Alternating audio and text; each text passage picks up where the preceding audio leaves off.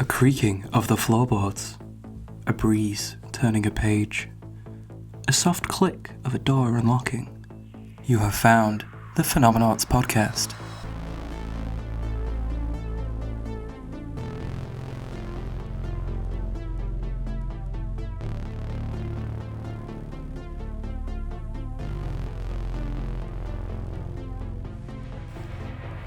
Hello, you conjugation of synaptic happenstance. You have tuned into this, the Phenomenauts Podcast, where we look at the weird and wonderful happenstances of this and occasionally other universes.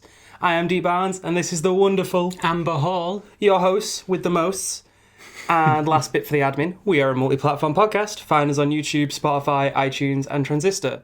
Please do us a heckin' like, share, comment, whatever you feel like. We really love hearing from you folks. I do, personally. Same. No lie.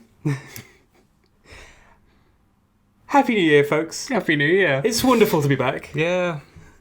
And we hope you all had a happy holidays. You know, I'm sure everyone did, even though, 2019, I think everyone was just like, be gone with you. Out the door. Yeah, 2020 is going to be our year. It is. So, Amber, how's it going? You know what, it's okay. I'm glad to be back on the horse because, we've had, it's been all sort of broken up over the holidays and stuff. And I miss doing the podcast. I miss doing the podcast. Yeah. It's something nice and regular to look forward to.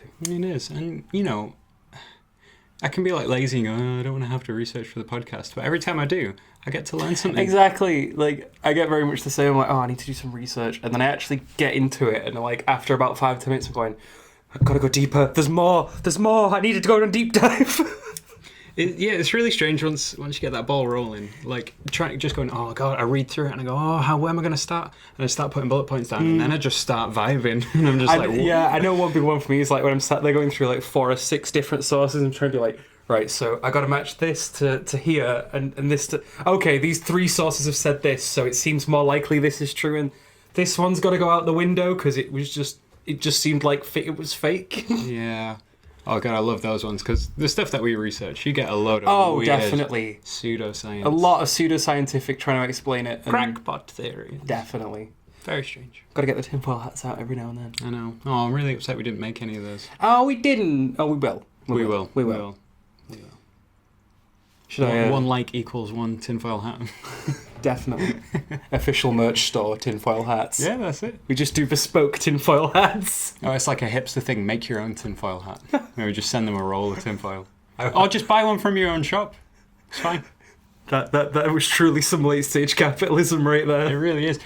You go and buy the tinfoil and then you send us the money. True efficiency. That's it. Means you don't have to pay for postage. I know, right? Right. Everybody wins. Everybody wins. So this week, we've got a nice little grab bag to ease us back into the swing of things. And if you don't mind, I would like to start us off. By all means, D. So I got a cool little mystery to kick us off with, and it wasn't what I was originally going for. I actually was going to pick back up the Von Uke manuscript, because we... Yes. Heard some news. Well, here's the thing. We heard some news that it had been, deciphered by AI. I think was the claim. Unfortunately, the research paper's now been retracted. No way. And so a lot of associations have been denied and things like that. Oh, wow. So I went and got us something else. And this is you know what? I'm glad you pumped the brakes then, because we could have been talking about that and we'd have to redact it. Well, this was the thing. I'm like, well, I'm glad I double checked. You know what? I like that about science. People go, oh, you can't trust scientists and stuff. Nope. Bam. Look at that. How quickly the scientific community just went, nope, that's not legit. That's very cool. I like it. Exactly. Scientific processing work. It does show the very changing nature of science. It's like one day it's like, oh, this thing, but then people were like, that doesn't seem right, or what have you, or new research came to light, or X thing, and it's just like that. I've seen a lot of headlines where it claims something big, like we've achieved anti-gravity or something like that, and you have a look and it's a non-peer reviewed paper. Yeah, which means I could write a paper that was just rubbish, and then just say I've invented anti-gravity, and then go to the tabloids and they would publish that, and then I would try and get it peer reviewed and it would get shot down immediately. Yeah. Which is exactly what you expect. So you can trust science. It's peer reviewed. Yeah. So I've got a cool little. It's sort of mysterious little thing to kick us off with. Mm-hmm. So talking a bit about the Dead Sea. The Dead Sea. Okay, suitably spooky name to be Yeah, with. yeah. I've heard of this. Yeah, or more specifically, the shores of the Dead Sea. Synonymous with, I don't know if you've heard about the Dead Sea Scrolls. They were ancient Jewish, I believe, manuscripts that were found. See, that seems to ring a bell. Yeah. They were ancient manuscripts that were found nearby the Dead Sea. Very interesting, a lot of stuff in there. So, in a similar area, Nahal Mishmar, I hope I'm pronouncing that right, a small seasonal stream in the Judean desert in Israel, held a secret hoard of Copper Age treasures.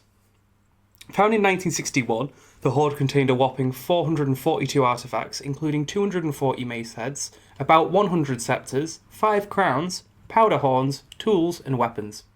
So just, a couple bits and bobs, right? I like to think this was one person and they were just heavily over encumbered. Just like, I'm gonna get all this to the merchant. I'm gonna make so much money. Dies. Oh, it's just you're playing Skyrim, you're over encumbered. You're like, oh, the town's only 5 minutes. I can just walk it. I'll be fine. It's not gonna be too bad.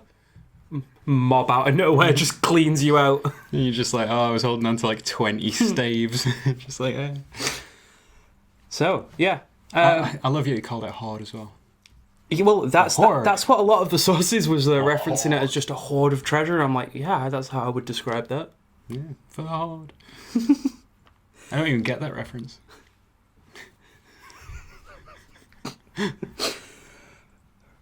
The one treasure I wanted to highlight, because it really stood out to me, was a 6,000-year-old crown. Yeah, that'd be pretty cool. So amongst the hoard, those watching will see an image now, but those listening, I'm going to give you a little descriptor, just so you know. And the best description I can find, which I took straight from one of my sources, is the crown is shaped like a thick ring and features vultures and doors protruding from the top. It is believed that it played a part in burial ceremonies for people of importance at the time. Ooh, I like that. 6,000 years as well. It's very early civilization. Well, carbon dating links the treasures back to at least 3,500 BC. Which is very old. That's a long time ago. That's like ancient Egyptian times, that. Speculation time. Okay. Sorry, I've given us another segment because I thought it was funny. You've appropriated my format. I see how it is. So, I was wondering, Amber, before we get any further, who do you think wore this crown, or what was its role? I suppose maybe you have someone to do the ceremony of burying someone who, I guess, I don't really know how funerals work, but there's the main dude. Like how you would have a vicar. Like a priest. Yeah, like a priest. The person, the officiant of the ceremony, I guess. So maybe this crown stays away. And then it's like, someone's died who's important. Time to put on the big crown. Vultures, doors. Go through the doors. Avoid the vultures. Or possibly go to the vultures. We don't know, do we? No, we don't. Life after death. Who knows? Who knows? Well, like I said, most research points towards, or is people have speculated that it was part of the burial ceremony for people who were very important, which I think is really cool because, and this is 100% my speculation on it, is that the vultures probably have something to signify death and what happens after death, because vultures typically circle corpses and there's a bit of symbology there. They eat carrion. Yes. So even primitive humans would understand that. Something dies, vultures come. And what I think sticks in my mind is the doors. Perhaps it's a passage, it's a way through. So perhaps it's moving from this world to the next. And I was looking at it and just thinking what symbology could be here. Yeah, because the symbolism of passing through a door is to travel to another location. Exactly. Yeah. I think that's really cool that even that long ago, humans had these ideas about, we had these weird cultural, ritual kind of behaviors. and this is so long ago. This isn't even this is basically before recorded history. Yeah, around the time of Jesus, this would have been older, further away than today is. Yep. So from Roman times, it's closer to today than it is to this. Yeah, absolutely wild. That's amazing. Did have one last little bit of information on this little treasure. So, the treasures in question seem to have been collected in quite a hurry. Okay. Multiple sources have speculated that they could have been taken from the Copper Age temple, Ain Gadai. Again, hope I'm pronouncing that one right. Ain Gadai. 12 kilometres away from where the treasure was found. Mm-hmm. Again, speculation. There could have been a myriad of reasons they needed to hide this treasure, hid it there. Mm-hmm. Maybe didn't survive to go and get it afterwards. Maybe no one knew. Yeah, because I guess you don't know the story behind it. Someone might have gone, haha, I'm going to steal all this. Yeah, this thing, I'll maybe come there back was later. a battle nearby, and it's like, okay, we need to hide the gold because they're going to. It's not the gold, but you know what I mean. We need to hide the treasures so they don't steal it, or what have you. Oh, can you imagine that? You like bury it and you go, I'll remember where I've buried it. And you come back and you go, oh my God. So like I don't recognise it. It's not like losing your car in the car park. Yeah, like, I'll park Except it you don't here. have the handy beep boop to remind you where you're meant to be. No, I've done that before where I go, like I'll look at a note on my phone and it'll say, remember the turtle joke. And I'm like, what? Why didn't I write the joke? Like, because Remember the turtle joke. at the time I'm like, I'll never forget the turtle joke. But then the note just says, remember the turtle joke. And I'm like, you, God damn it, Amber. Past Amber is such an... Whoa, I'd thump her, but she's gone. So Amber, what have you brought for us this week? Oh, well, it's actually one that we have spoken about before, and, it's not so much any sort of grounding in science, which I think we'll cover, more of a mysticism approach. I want to talk about the Akashic Records, or the Akashic Library. Let's go. I love this. So for anyone who doesn't know what it is, the definition of Akashic Records or Akashic Library is the compendium of all human events, thoughts, words, emotions, and intent to have ever occurred in the past, present, and future. So the Akashic Records are believed by theosophists to be encoded in a non-physical plane of existence, known as the etheric plane. So, like the ether. They say that basically it's not like, if you have a thought, there's some kind of imprint on reality, but somewhere there's a record that this has transpired. Yeah, somewhere in some space it exists. So theosophists, which I think is a great tongue twister word, that theosophist. Theosophist. Theosophist. Theosophist. Yeah. Yeah.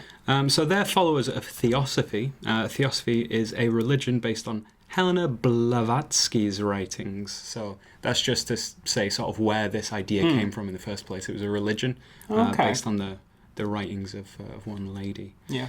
So yeah, the idea is that whatever happens in the universe, there's always a record of it. And I suppose this makes sense. So like if an event happened, it's not going to be completely isolated from everything else in the universe. There's going to be some evidence of what happened. Like if something happens out in deep space, like in the middle of nowhere in the Boute's void, or whatever, there's still going to be some kind of gravitational like perturbation of that item, which means it's not completely removed from the rest of the universe. There's always some kind of evidence that something has happened. Yeah. So everything leaves a footprint, as it were. Yeah. So you see tracks on the floor. You can prove that something has been through here and made tracks. Tracks don't just appear on their own. An object has created them. Like heat. If you burn a match and it burns down to ashes, and then you go, what were these ashes? I don't know. They could have been anything, but you know that it was something before because the room is slightly hotter now. Yeah. And there's a pile of ashes. Yeah. And the ashes are produced, like what's in the ash, you'll be able to work out what material it was. Not perfectly. Yeah. We don't know you'll be able to make a partial reconstruction based on evidence around you, sort of thing. Yeah. So, if you had a deck of cards, you set that on fire, you got a pile of ash, and if you have a house of cards and you set that on fire, you have a pile of ash. How could you prove that it was in any certain configuration? Could you work out what order the cards were in based on the ash? No. But you can tell, there's like things that you can infer. So there always seems to be evidence of something. So even if that's memory, if you can remember something having happened. Yeah. If you can prove, if like multiple people can go, I remember the information, like what someone said, then we can prove that was said, Or even if it's electrons on a memory card or something like that, you got CCTV footage of something happening, We can prove that it happened. So there's always something, always some kind of record of what's happened. Almost in a way, it's like universal evidence. Yeah. Yeah. So the only difference is that the Akashic records, they say that it's stored elsewhere, and that includes things like even intent. So even if you don't do something, if you've had a thought to do something, or any kind of desire or anything like that. Yeah. And then it also says it's got the future stuff in it as well, but which I don't know whether I like that idea, because I'm like, well, that would mean the future is set in stone, or is it like the Library of Babel, where it has all possible futures, but only one of them ends up transpiring, or maybe all of them end up transpiring. I don't know. It's a very vague kind of concept. But I'd like to put my personal interest center stage for a second. So the double slit experiment. Let's go back to the double slit. It's back. The double slit experiment. Okay. All right. Okay. Let's go. Primer for everyone. So the double slit experiment proves that the universe exists in a state of fuzziness. It doesn't definitely exist until it has been observed. So check out episode 26 for more info there. Or just Google the double slit experiment. Nice. But I would recommend our episode on it. Yeah, because we really talked it at length. Because oh my god, did it boggle my brain? I needed it explaining a lot. It's difficult to explain, so I would recommend that you just go and 100%. If you don't know what it is, have a quick pause, Google it, or go and find episode 27 and let's give it a listen.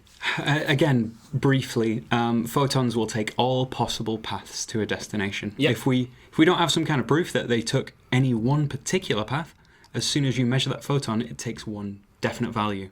If you have proof that something happened, it happened. Makes sense, right? If you go, I can prove without a doubt that a photon flew through this slit, then it did. But if you can't definitively prove that it did that, it went through both, and it interferes with itself. It takes all possible paths. Quantum mechanics, it's all crazy. Go and read about it. I'm not going to stop. Sorry, just that same wibbly wobbly timey wimey wibbly wobbly timey wimey Physicsy Whisicsy. So if you have no proof that one particular thing happened, then a bunch of things kind of happened all at once.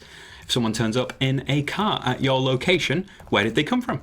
Probably somewhere nearby, on land, I guess, but you don't know. If they say, oh yeah, I just drove from the next town over, let's assume that they tell the truth when they say that, then they came from the town over. If they say nothing, they could have come from the town over, just round the corner, the next city, country, state. Yeah. There's no way to prove it, because you know they're here, and say it's like they have never refilled the tank, then they must be within one tank's worth of gas. Yes. Around somewhere. Yeah, that makes sense. So it's just very weird that it's supported by experimental evidence. If the universe isn't observed, it takes all possible paths simultaneously. So the car came from every location simultaneously. If you can't prove that it came from any one location simultaneously, definitely one.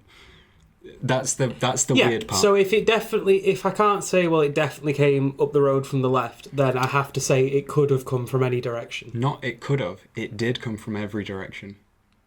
Like, you could have the car turns up having crashed into itself because it took opposite paths down the same road. And Okay. So this is the mind-breaking Yeah. bit. Photons bounce off each other. I mean, you fire one photon and it bounces off itself as if it had gone over there, and then goes, ow, I've hit into a photon, but the other photon is itself. Okay. This is the weird bit of it. So, okay. The reason why I say all of this, right?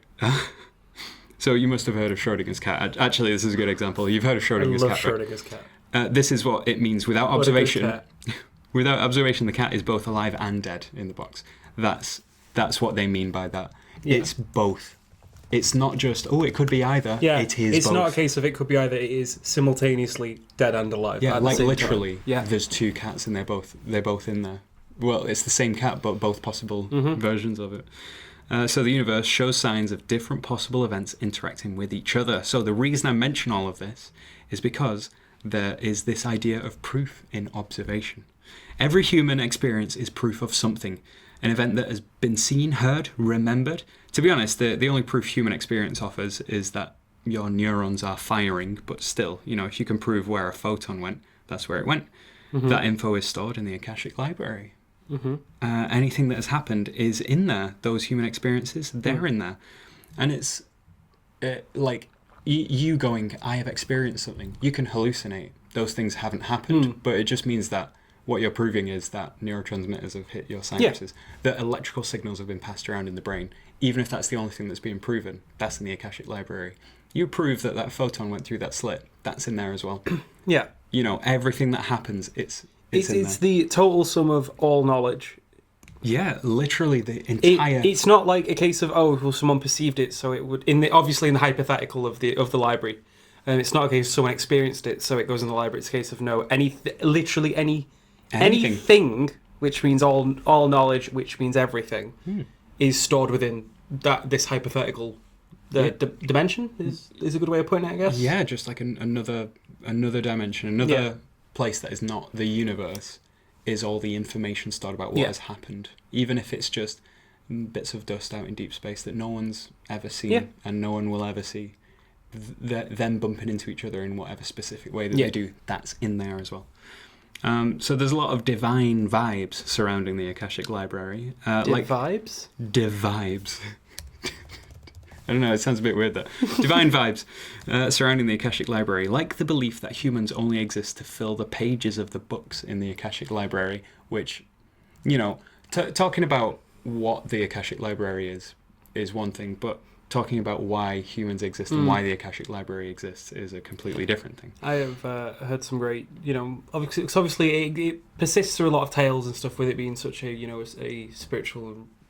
But it's a spiritual belief, yeah? Is that the right way to put it, I guess? Yeah, it's a very central part of a religion. Yeah. So I know, like, I've heard people say, you know, it's like, oh, we're all, you know, effectively a book in the library. We're all part of a vaster sum of knowledge to which our experiences contribute within that vast sum of knowledge simultaneously, sort of thing. It's kind of like, as time is ticking on, it's like it's being written out, and it's your existence until the end of the book, where there's a full stop and that's it. That book is filled and your life is over. Yeah. And then that's effectively why humans exist. That I don't know how much I like the idea of that. I certainly don't believe it, but that is the belief.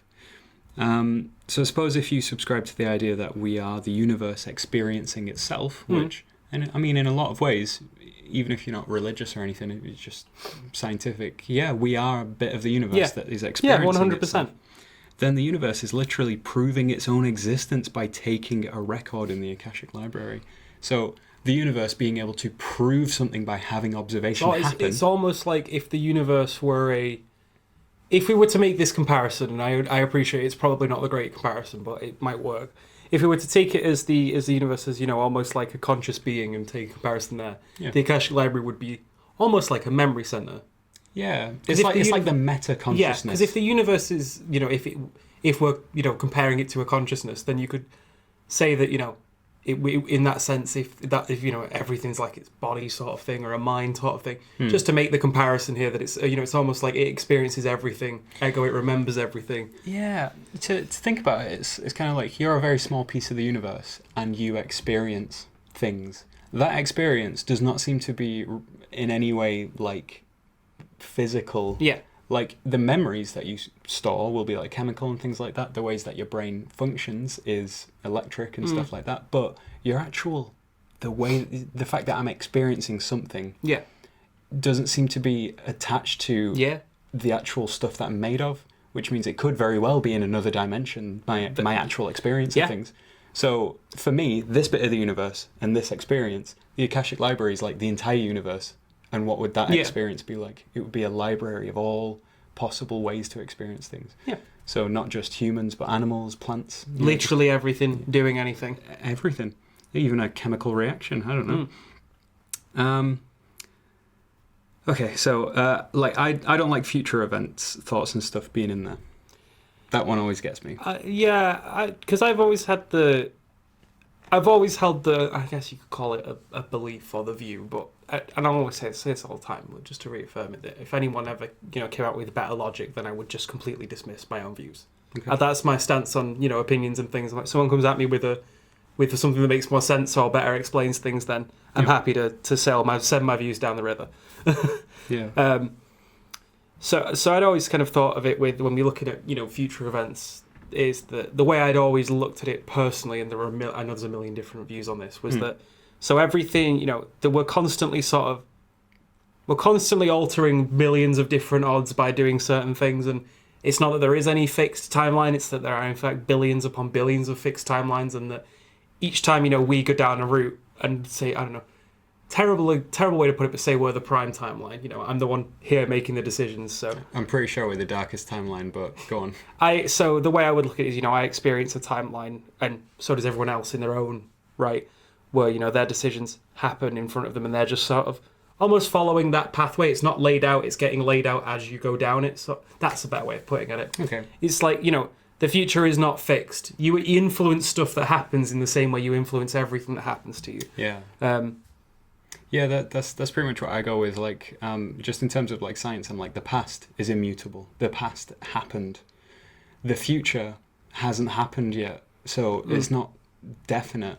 All possible options. If you roll a dice, let's say it's like a mathematical dice. So I know there's possibilities that the dice will just explode or like, you know, melt. Yeah, or something no, like but that. I get what you're We're talking with. about like a mathematical dice, and you throw it. There's only 6 options. All 6 options are possible.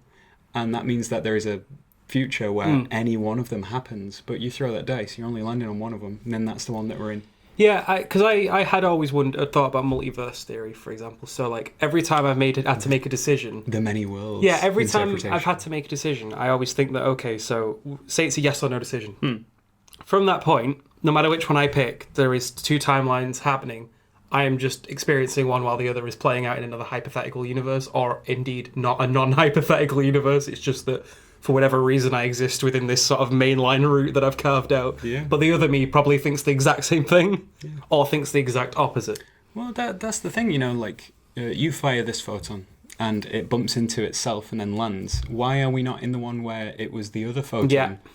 But we just happen to be in this one. But I don't know whether that means that the other one is any less valid or This real. is the thing. I often think that when thinking of, like I said, the way I kind of view potential futures, they're all like, in the way I've also thought about, you know, I also tend to think about multiverse theory. I'm like, so hypothetically, you know, this conversation and not this conversation is happening a billion times at once. It just so happens that, and each one of them thinks their experience is equally as valid because it's in its own universe and its own chain of events. Yeah, because having that experience is the thing that's the validating part. And what got me as well is, you know, photon bumps into virtual photon, but this real photon has been influenced by that virtual one, so that's just as real because it's having a real effect on the real actual timeline that we're in.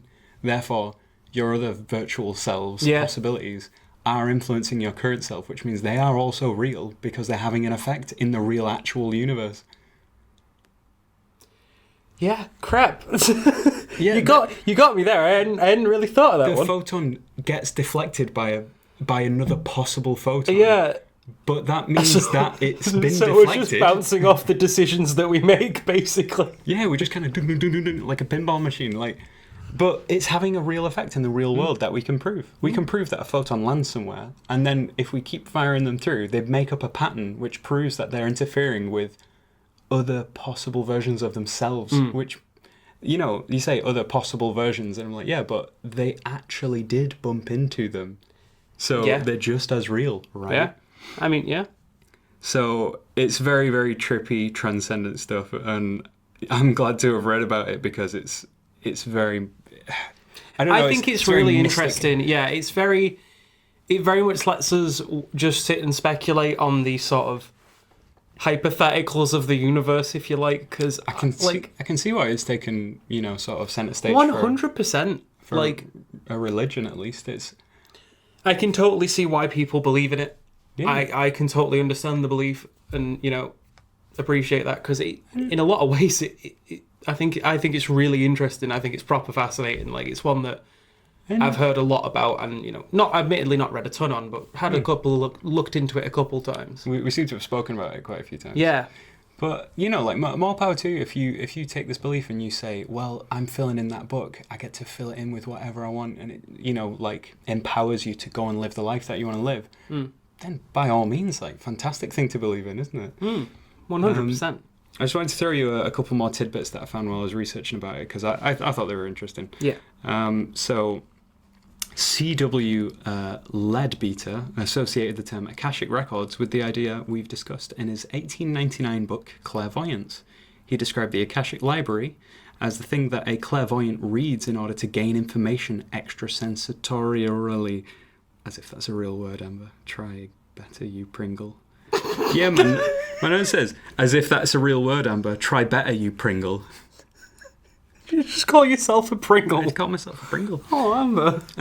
Alice A. Bailey wrote in her 1927 book, Light of the Soul on the Yoga Sutras of Patanjali, Book 3, Union Achieved and Its Results. That's a bit of a long... I can say it's a bit of a mouthful, that one. Come on, Alice.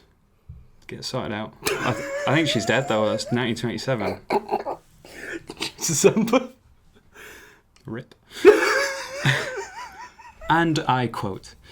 The Akashic Record is like an immense photographic film, registered all the desires of Earth experiences of our planet. Those who perceive it will see pictured thereon the life experiences of every human being since time began, the reactions to experiences of the entire animal kingdom, the aggregation of the thought forms of a karmic nature based on desire of every human unit throughout time. Herein lies the great deception of the records. Only a trained occultist can distinguish between actual experience and those astral pictures created by imagination and keen desire. End quote. And I just thought that sounded very sort of like an occultist can tell between what's actually happened and what people are just fixated on and wish would happen. So yeah, in some ways, your experiences prove that the universe exists, or at least roughly, so you are adding to the Akashic Library by proving the past happened. So keep remembering, folks. What if it's all a simulation? The Akashic Library is just the hard drive, Amber. Yeah, I mean, you know, like at the end, when the universe is over, it's like, do you want to go back and, you know, go in theatre mode? Here's the data log. Yeah, basically. You know, you can just watch the replay, save your highlights if you want. I love sneaking in a little bit of simulation theory whenever we can. Whenever we can. You know, like, this could just be, you know, like Halo 3 or something. You know, just like playing. Oh, that was really cool. I want to go back and see when that dude sniped that other guy. God damn it, if someone's using me as a playable character, if they not got something better to do with their time. Do you ever wonder if it's like, you know, in Rick and Morty where they have Roy, the game where Oh you play boy, Roy? yeah. What if they've got that? That's you. That makes me laugh, because like several times when I was younger I used to be like, imagine if this is just like, you know, like I didn't know what the Truman Show was at the time. Imagine if life is just the Truman Show, like I'm just being watched, like this is just some sort of gallery. Like I always used to feel like, is some aliens just watching me like reality TV, and this is like, you know, keeping up with D. Yeah. Because sometimes I think it's so crazy the kind of things that go on in my life. Surely there must be a reason. Yeah, sometimes you just feel like, was that scripted? Like, yeah. And to be honest, there have been times when I was younger that if I was just like alone, I would just go, I know you're watching. Just out into the air, because if there's no one there, no harm, no foul. Yeah. If there is someone there, boom, you just got them. Completely agree. Snuck them. Sneak strike for 12 times damage. Oh, that was fascinating stuff. That was good topic. 100. And I reckon that's our researchy bit done for this week. Yeah, pretty much. Yeah. Now on to the most wholesome section of the show. If you're not familiar with it, this is the section where we talk about something we've enjoyed between recordings. Given that I kicked off the research segment, would you like to go first? Yeah, sure. So the thing that I like this week, it was actually a recommendation by Robin, who she was basically saying, go and watch this show. It's called Infinity Train. It's an animated show where this girl is going to, basically she wants to go to computer coding camp. And then because her parents can't take her, she gets frustrated and she just hikes out on her own, gets her backpack and everything. And then in the middle of the woods, this train pulls up and she's like, oh, I'll get on the train. It'll take me where I want to go. She gets on the train. And then she quickly realizes that inside each compartment, it's like its own universe. Oh, wow. With completely different rules, characters, like, you know, stuff like that. One of them, it's just all mirrors. And then another one is like, it's just ducks with crossed eyes, and you pick them up and they go, can you give me my real eyes? And then there's like other ones where it's just all corgis. It's a kingdom of corgis. Corgis. And basically just her adventures going through there, just trying to work out how to get off the train. And it's super interesting. It's only 10-minute episodes. Sounds really good. I think it was like 10 episodes for the first season. So you can really just smash through it. It's pretty good. Thanks, Robin. No, I'll have to get on that one. It sounds really good. Yeah. I guess on to me then. Yes. I had a lovely Christmas with some amazing friends, so I'd like to take this opportunity to thank them. While, enjoying Christmas, we also watched the Witcher TV series, which I thought was outstanding. I have also watched it separately. Cool, good. So you've watched it, so we can cool. We'll not do too many spoilers, or we'll make a conscious effort to avoid them. Well, I don't think it'll be a spoiler because it's in the first episode, but Geralt of Rivia has a fight with a bunch of thugs. And just the choreography in that, I was like, very refreshing to have a sword fight that isn't just a ching, ching, ching, ching. Definitely. He's like spinning around, he's like changing it's hands. Dynamic, it's fluid, there's clearly been some serious thought into the choreography and the almost the fighting style that a character like that would use. Yeah. Like the Witcher fighting style seems to be very, very particular. Well, but it's close to how it is in the games as well. Yeah, I was about to say, because I've been a big fan of the universe and the lore. I will admit I haven't read the books or actually played the first 2 games, but I have just spent a lot of time when I was playing the 3rd game just reading and reading and reading. So I like to think I know a little bit of what's going on. Yeah.